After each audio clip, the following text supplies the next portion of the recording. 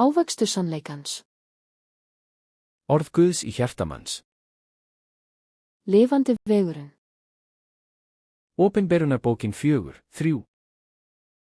Hebreabréfið 10:20. 24. Ávöxtur sannleikans.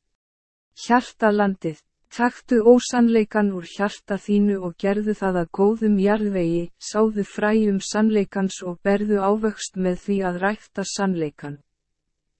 Endurheimta land, finndu ósannleikan sem Biblían segir að þú eigir að henda eða ekki gera, taktu hann úr hjarta þínu og gerðu hann frjóan jarðveg. Að gróðursetja fræ sannleikans. Finndu sannleikan sem Biblían segir að varðveita og gróðursettu fræ sannleikans í hjartareitin úr frjósömum jarðvegi, ræktaðu hann og berðu ávöxt sannleikans. Ávöxtur sannleikans. Ávöxtur sannleikans. Verkefni. 1. Verkefni, henda því. 2. Verkefni, ekki það. 3. Verkefni, haltu því. 4. Verkefni, gerðu það. Verkefni, gerðu það. Taktu ósannleikan úr hjarta þínu og gerðu það að góðri mold. Lifandi vegurinn. Opinberunarbókin 4:3. Hebreabréfið 10:20. 1. Jóhannesarbréf 4:1. Þér elskaðir, trúið ekki sérhverjum anda, heldur reyni andana, hvort þeir séu frá Guði. Því margir falsbámenn eru farnir út í heiminn. 1. Jóhannesarbréf 4:7. Þér elskaðir, elskum hver annan, því að kærleikurinn er frá Guði kominn, og hver sem elskar er af Guði fæddur og þekkir Guð. 1. Jóhannesarbréf 16:5. Ef einhver sér bróður sinn dríkja synd, sem er ekki til dauða, þá skal hann biðja, og Guð mun gefa honum líf, þeim sem ekki syndgar til dauða. Til er synd til dauða. Fyrir henni segi ég ekki að hann skuli biðja.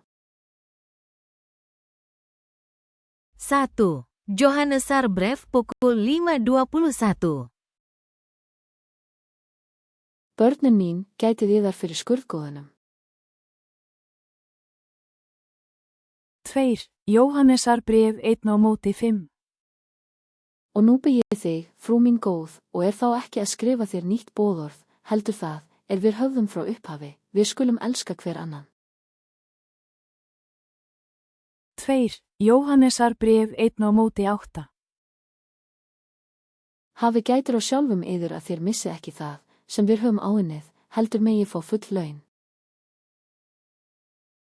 3. Jóhannesarbréf 11:1. Breyttu ekki eftir því, sem illt er, minn elskaði, heldur eftir því, sem gott er. Sá sem gott gjörir heyri Guði til, en sá sem illt gjörir hefur ekki séð Guð. Júdasarbréfið 17:1. En þér elskaðir, minnist þeirra orða, sem áður hafa tölu verið apostulum drottins vors Jesú Krists.